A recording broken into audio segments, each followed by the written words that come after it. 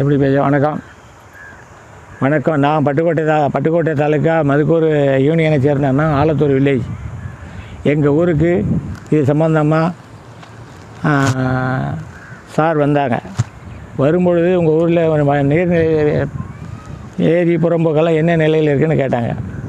இங்கே எல்லா 70% ஆக்கிரமிப்புலையும் 25% தான் ஃபங்க்ஷனில் இருக்குது.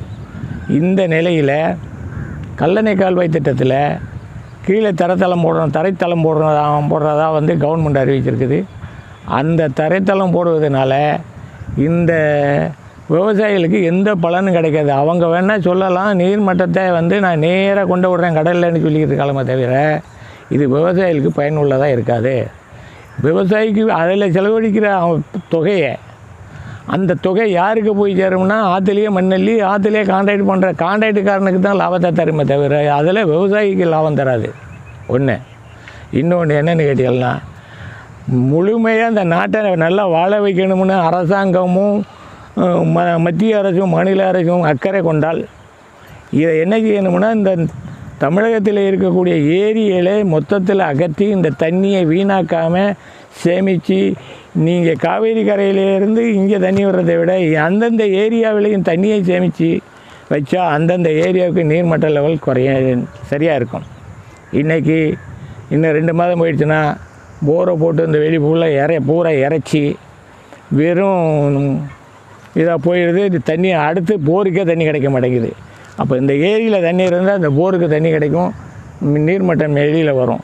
காவேரி ஆற்றுலேருந்து தரைத்தளம் போட்டு நேரடியாக தண்ணி கொண்டு விடுறங்கிறது அந்த பாசனத்துக்கு மட்டும் அந்த காலத்துக்கு தான் ஆகுமே தவிர நிரந்தர தீர்வு காண முடியாதுன்னு என்னுடைய அனுமானம். நல்லா யோசிங்க எல்லோரும்.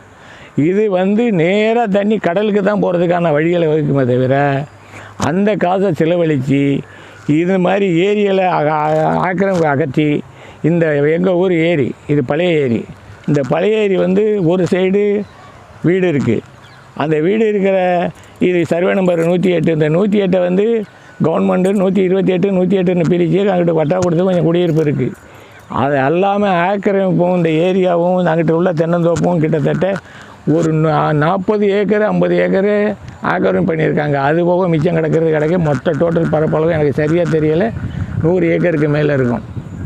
இந்த மாதிரி ஒவ்வொரு ஊரிலையும் முடக்கப்பட்டிருக்கு. இதை சரி பண்ணி இந்த ஆற்றை சரி பண்ணி விட்டால் கடைக்கோடிக்கு தண்ணி உடனே போய் சேரும். இதனால் இந்த டேமை அங்கங்கே ஒரு தடுப்பணையை போட்டு அங்கே கட்டுற செலவை இங்கே ஒரு தடுப்பணையை போட்டு தண்ணியை தேக்கி வச்சா இங்கே இருக்கிற ஆடு மாடு மனிதல் நீர்மட்டம் விவசாயம் எல்லாத்துக்கும் பயன் தரும்.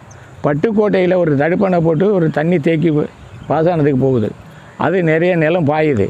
அதே மாதிரி ராஜாமடத்தில் ஒரு தடுப்பணை போட்டு தேக்கி நிறைய இடத்துக்கு பாயுது. அந்த 2 ஏரியாவையும் தவிர மற்ற வில்லேஜ் பூரா தண்ணி பூரா கடலுக்கு தான் போய் சேருது. மழைக்காலத்தில் தண்ணியை சேர்க்கறதுக்கு அரசாங்கம் முதல்ல கவனம் எடுக்கணுமே தவிர ஆற்றுல தளம் போடுறது, தண்ணியை நேராக கொண்ட கடலில் விடுறது, கான்ட்ராக்டுக்காரனை அள்ளிக்கிட்டு போய் சொல்கிறது, இதை பற்றி நல்லா யோசிக்கணும். கவர்மெண்ட்டு அதிகாரிகள் நல்லா யோசிக்கணும். ஆற்றுல காவேரி ஆற்றுல நல்ல மணல் இருக்குது. கான்ட்ராக்ட் எடுத்தாங்கன்னா கோடிக்கணக்கான ரூபாயை அதில் அடிச்சுக்கிட்டு போகலாம். அந்த வழி பண்ணுறீங்களா? இல்லை கவர்மெண்ட்டு மக்களுக்கு நல்லது பண்ணணும்னு நினச்சா இருக்கிற எல்லா கிராமத்தில் உள்ள ஏரிகளையும் புறணமைச்சு அந்த புறமைப்பு பூர்வமாக அந்த தண்ணியை தேக்கி அங்கங்கே ஒரு டேமை போட்டு அங்கே போடுற தரைத்தளத்தை அந்தந்த கிராமத்தில் உள்ள ஏரிக்கு ஒரு டேமை போட்டு தண்ணியை தேக்கி வச்சா இது வரிய கணக்கில் பணம் தரும். நீங்கள் அங்கே தரைத்தளம் போடுறதுனால எந்த பலனும் கிடைக்காது. அதை கவர்மெண்ட்டு நல்லா யோசிக்கணும். மக்களுக்கு தேவையானதை மட்டும் செய்யணும். உங்கள் கையில் அதிகாரமும் ஆட்சியும் இருக்குங்கிறதுக்காண்டி அரசாங்கத்து பணத்தையும் மக்களுடைய பணத்தையும் வீணானே அடிக்கக்கூடாது. அதாவது மக்களுக்கு பயனுள்ள சிந்தனையாக இருக்கணும். அதிகாரிகள் சம்பளம் வாங்குறீங்க, இதுக்குன்னு வேலை பார்க்குறீங்க, இதை மக்களுக்கு தேவை என்னன்னு பார்க்கணும்.